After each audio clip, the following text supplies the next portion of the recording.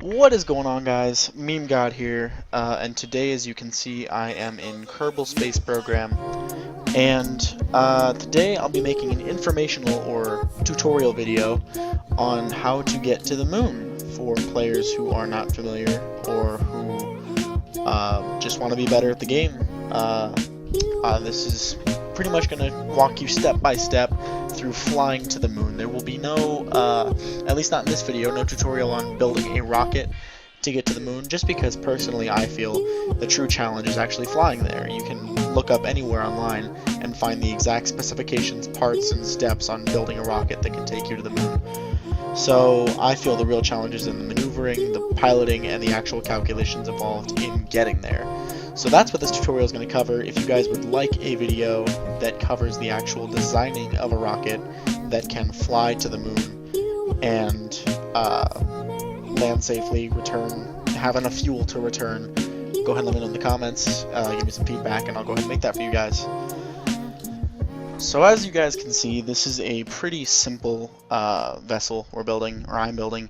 Like I said, I'm not going to go in depth about every little significant detail of the vessel, but essentially it's a 3-stage lander. You have your launch phase, which is the main boosters you see putting on now, the 2 auxiliary boosters, and then the main booster, and then the mid-stage, which will be used mainly for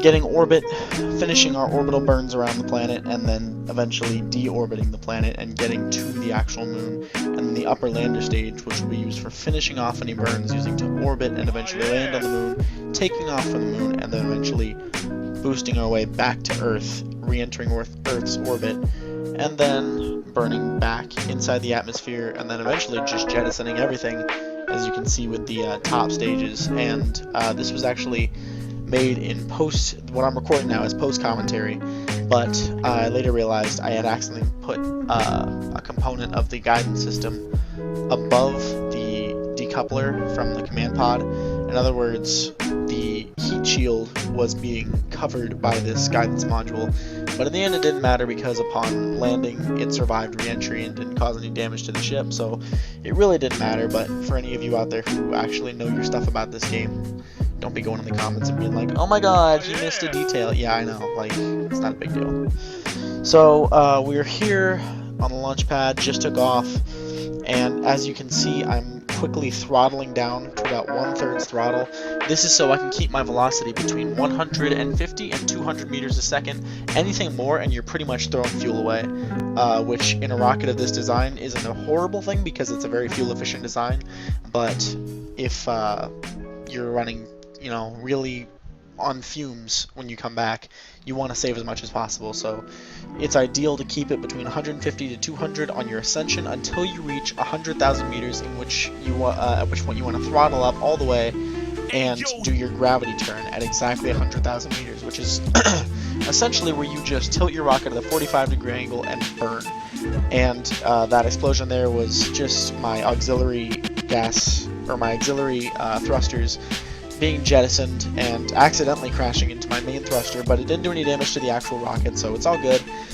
And you want to keep holding this 45-degree angle at full throttle until you hit an apoapsis on your map of about 100,000 meters.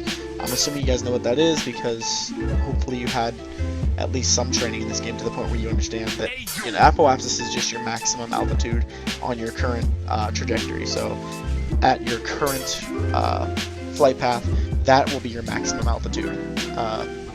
So you want to get your apoapsis on the map up to 100,000 meters and stop there. At least that's where I'm comfortable with. You guys can go higher or lower depending on if you have the fuel and if you want to go that high. So once you've reached your, or once you've achieved an apoapsis of 100,000 meters, you're going to want to set a maneuver node there and increase its prograde to make a circular orbit, or at least project a circular orbit. You guys don't know what maneuver nodes are. A simple Google search will tell you it's just a way of planning out your burn so that you're not kind of shooting your engines off in the dark.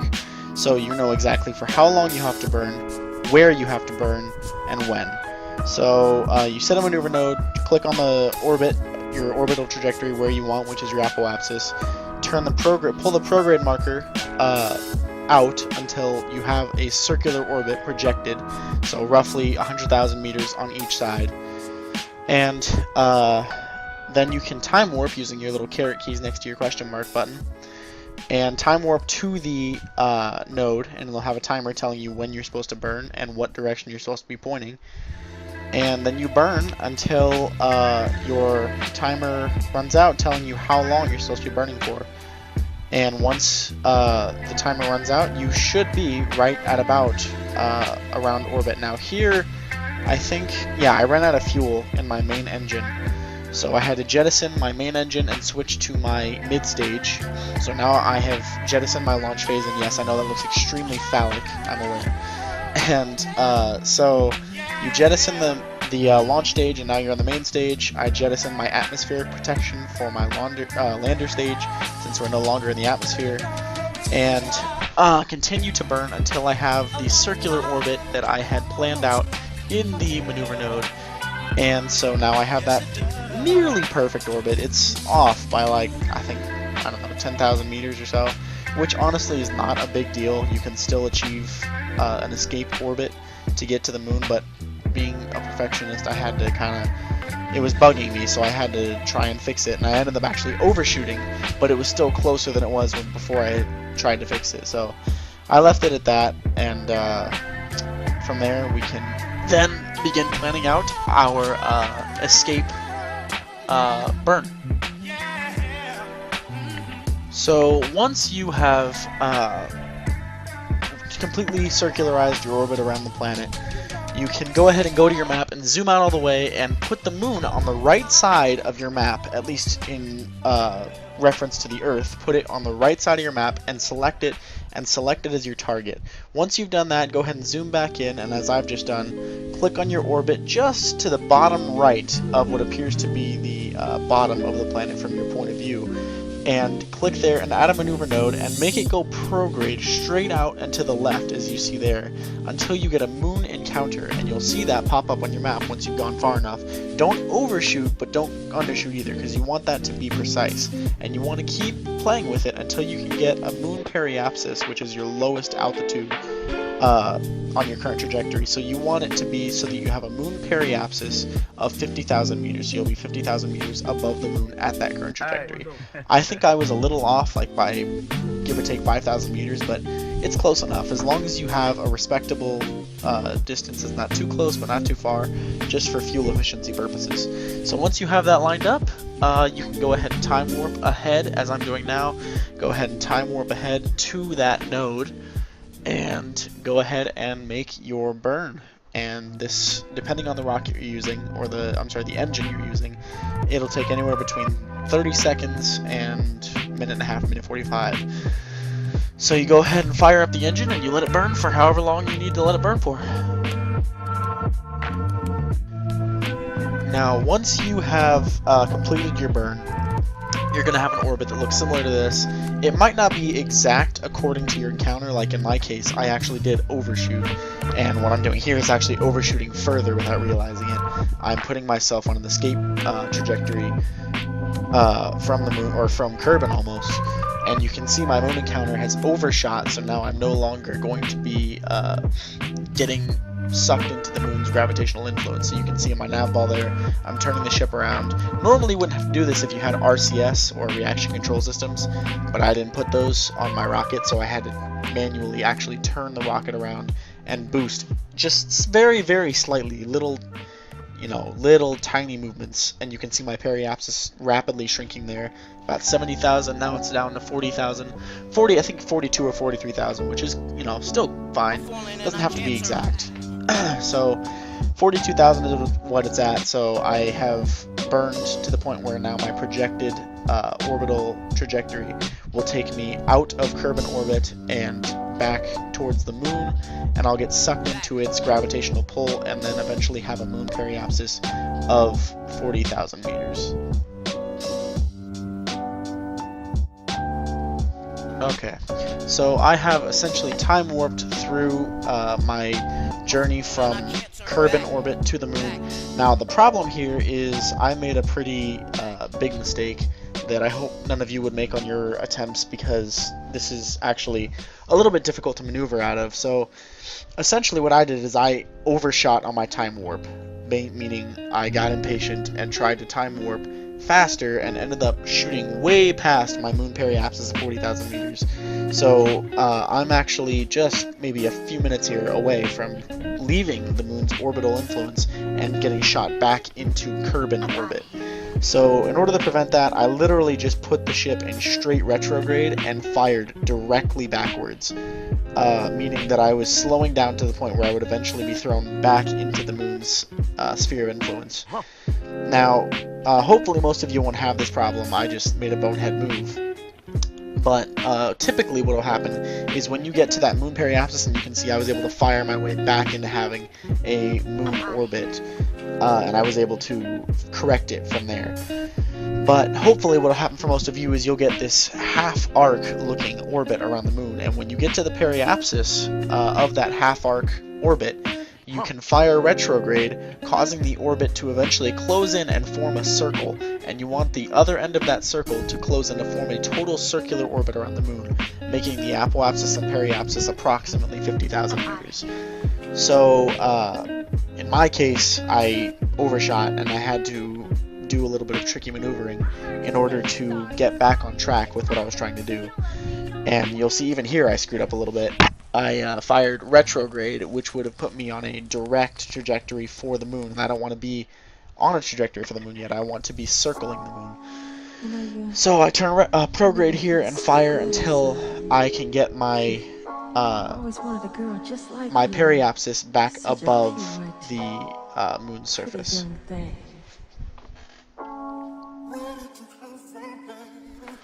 So once you are able to fully circularize your orbit, you're going to have a apoapsis and periapsis of at least similar altitudes. They don't have to be exact. They can be off by even, 5,000, 10,000 stretching it a bit, but really, again, it doesn't really matter. It's just all about fuel efficiency and nothing much else. So once you have circularized your orbit, you're going to want to start looking for where you're going to want to put the ship down. So typically you want to scout the landscape. You can do this from both the map and from your actual ship, just looking for a place that you think, not too many craters, not too many mountains, just somewhere flat, somewhere that looks like it's not going to be overly difficult to land in, especially if this is one of your first times landing on the moon. And so you can see here I've picked where I'm going to land, and I've created a maneuver node that's essentially going to bring my lateral velocity to a full halt, and I'm just going to fall like a rock straight down to the surface of the moon from that point. So I set a maneuver node, and I go ahead and time warp to that maneuver node and make my burn from there. Okay, so once you are making your burn to totally, basically eliminate your lateral velocity, you continue to follow that maneuver node you made earlier until you see that little bar on the right side of your nav ball there, almost down all the way, or until your timer runs out. That's how you measure maneuver nodes. And now you can see that my orbital trajectory here is in an almost straight free fall towards the moon, which is how I'm going to make my landing approach. So basically from here, you can see on my nav ball there, I am pushing the retrograde marker to the very top of the nav ball just by thrusting and pushing the direction that I'm not going, so that I'm almost falling straight down rather than an angle, because if you're falling straight down, you basically just, it's easier to land.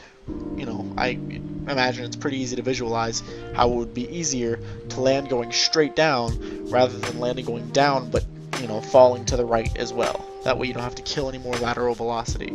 So here I'm time warping down. I time warp down to about, I believe, like 20,000 meters and then fire my engine a little bit, because I get up to like 300 meters a second in velocity, which is fast, but I'm also at a high altitude, so it's not too big a deal. One thing to keep in mind about the altimeter is that altimeter is not relative. 0 is not relative to where the ground is. So whatever, I don't know what sea level is on the moon, but the ground is probably at like 1,500 to 2,000 meters. So don't think because you're at 3,000 meters, oh, I got plenty of room to, burn my rockets to slow myself down, because you probably don't. So it's better to be safe than sorry and burn your rockets early and maybe waste a little bit of fuel, rather than burn them late and save fuel but you crash. So I burned them here at about 10,000 meters. I started my burn, and you can see my velocity falling. And I think I get it down to like 50 meters a second. And then I let gravity take me down a little bit more. And now I'm down to about 7,000 meters altitude. And again, that altimeter is not relative to the ground. So you're probably looking, I probably have like 4, maybe 3,000 meters left before I touch ground. So I slow myself down to about 45 or so meters a second, and then I let gravity kind of take over, take me back down some more. I time warp, and now I'm down to about 4,800 meters. I'm back up to about 90 meters a second, so I don't fully thrust, but I throttle up just enough to where I can slow myself back down to a sub 30 or sub 40. Actually, I'm down to about 10 meters a second here, and I'm at 4,000 meters altitude. And once you're at this altitude, you're really closer to the ground, you're going to want to lower your gear, which I do in just a second here, and you're going to want to start looking for your shadow, because your shadow provides an excellent reference point to judge how close you are to the ground. And there's my shadow right there. It provides a reference point for how close you are to the ground and how fast you're coming in, so that way you can really truly judge, am I coming in too hot, too soft, and make judgments from there. And from that point, really, you don't even have to use your instrument so much. Like, your nav ball isn't really necessary, the altimeter isn't necessary. Just use your shadow and your own good judgment to try and decide how you should be thrusting and how you should be bringing it down. And I am very cautious here. I am coming down to the crawl speed. Like, I am really slow. As long as you're under 5 meters a second, you should be okay with these landing struts anyway, with the ones I'm using. I'm just playing it really safe. I'm coming down at a crawl really, really slow. But eventually you see I just little by little lower myself, and now I'm touched down on the moon. And so there you go. That's pretty much how you make it to the moon. And then from there I go ahead and shut off all my lander's engines. That's just me being precautious again, because there's no limit to the mistakes you can make in this game. As stupid as and unrealistic as they might seem, I've had it happen before where I'll accidentally flat throttle up by pressing the wrong button, and all of a sudden you're blasting off from the moon before you're ready, and when you're not prepared to take off. So I shut off the engines just to be safe, and then you can get out and fly around with your jetpack using your astronaut, and yeah, you're on the moon, so you can walk around, you can plant your flag, which I believe I do in just a second here. But yeah, it's relish the moment. You've accomplished what you probably spent a lot of time trying and failing to get to, and now you're here. So you can walk around, and I think in a second here I plant a flag, and yeah, you can right click on your astronaut, and they'll pull out a flag, extend it, and plant it. You can name your landing site, and the cool thing is that landing site is immortalized, so no matter how long, even after you leave the site, that'll always be there, and you can come back and visit it and read the plaque. So I name it and give it a little description. And yeah, that's landing on the moon for you. Alright, so you've seen what you're going to see, you've done what you're going to do, you've planted your flag, and now you're ready to leave. So go ahead and reactivate your engines, fire up the thrust full throttle, and you'll be blasting off from the moon, aiming for a periapsis an apoapsis of approximately 50,000 meters like you had before. And again, give or take 5,000, you'll be fine, don't have to worry about it. So once you have that apoapsis achieved, go ahead and throttle down, zero thrust, and what you're going to do is get to that apoapsis. And really, you don't even need a maneuver node here. You can just get to the apoapsis, point your nav ball towards the prograde vector, and just straight up fire full thrust until you have a circular orbit around the moon. And that will be a good place for you to operate from in order to leave the moon's orbit and return to Kerbin orbit. So here I get my circular orbit, roughly circular. It's not perfect, but again, when you're leaving the moon, it really doesn't matter, as long as you can leave. Really, honestly, I could have left in one burn. I just chose not to, just for the sake of demonstration. So my orbit is circular, and now I'm going to get to my periapsis and fire my thrust and send myself home.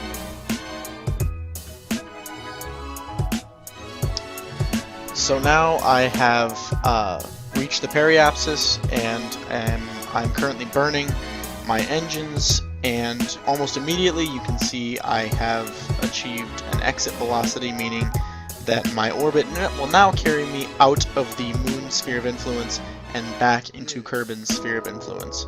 So at the end of that blue line there, which is my moon orbit, I'll be re-entering Kerbin gravitational pull, and from there it's just a simple deorbit maneuver back to home. Okay, now here is a point at which I'm going to instruct you to not do what I'm doing. As you can see, I had my orbiter on Kerbin, I reached my apoapsis, and I burned to lower my periapsis, but as you can see I lowered it so low that I'm literally on course to go straight into Kerbin. In other words, I would fly right into the planet and immediately into their atmosphere and try to land immediately.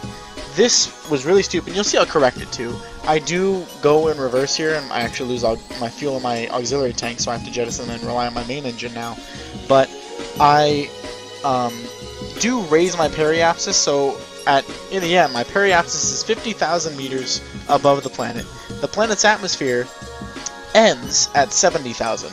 So essentially, I'm banking on the fact that I'll enter the atmosphere, and the atmospheric drag will pull me down and cause me to slowly drag across the atmosphere, and then I can parachute safely down. Well, I didn't take into account that I'm coming from an it was like a 13 million meter apoapsis, and at those speeds, no way in hell am I ever going to just slow down and gently float into the atmosphere. So as you can see here, what ended up happening was I was going so fast, a little over 3,000 meters a second, that I would enter the atmosphere only to rocket back out and go back up to my apoapsis, although I would be slowed down by the atmosphere, just not enough to make me re-enter Earth, or rather fully re-enter the atmosphere. So I got slingshotted back out to my apoapsis at least, I think, 4 times before I finally slowed down enough to where I could, and at this point I had jettisoned my engine, my only remaining engine, so I couldn't, slow myself down further. So I had to orbit the planet 4 times, each time slowing down a little bit more as I passed by the planet, in order to finally slow down to the point where I was able to actually fully enter the atmosphere and descend to the planet's surface and pull my parachute. So essentially what I would advise is that rather than doing what I did, because you are going to have an apoapsis like I did, where it's like some crazy million meters in the sky. So what I would advise you do is, rather than doing what I did and lower it to a level below the atmospheric ceiling, rather I would put it probably at about 100,000 meters is where your apoapsis should, or your periapsis should be. So you fly up to your apoapsis, you let gravity take you up to your apoapsis, and from there you fire retrograde until your periapsis shrinks down to about 100,000 meters. Then you fly, you use your, you let gravity take you down, time warp, over to your periapsis, and then fire retrograde again, and that'll bring your apoapsis down, and from there you can shrink it down to a sub-atmospheric level and just let gravity take you into the atmosphere and you'll glide in. And that's essentially what ended up happening. It just took me a lot longer. And from there you can see what I've done here. I just, you let gravity take you into the atmosphere, and once you have passed through the sound barrier, basically, once you're subsonic, you can go ahead and pull your chute, and there's a little indicator you can see in the bottom left corner there, or near the bottom left corner. My parachute indicator is green. Once it stops being red or yellow, it's probably safe to deploy, although I would never deploy it any later than about 7,000 meters above the Earth, or 6,000, depending on where you are too. You could be over mountains. Here I'm pretty close to sea level. I'm in a field that's pretty close to sea level, so probably 6,000 or 5,000 is when you would deploy. But if you're from mountains, maybe 8 or 9, depending on how high the mountains are. But yeah, that's pretty much it. That's going to the moon and back. Yeah, that's pretty much all you need to know. And I hope you guys found this video helpful for those of you aspiring to fly to the moon and back in Kerbal Space Program. I hope you guys enjoyed this video. I thank you for watching it. And that's about it. I can't really think of anything else that I might have missed. If you guys did like it, you guys did enjoy the video, go ahead and let me know in the comments. Give me any feedback, anything you think I could have touched up on. If you guys would like more videos like this, let me know in the comments, or maybe you'd like to see my design for my rocket, let me know in the comments. And also don't forget to like, favorite, comment, and subscribe. Thank you guys again so much for watching this video, and I'll see you guys later.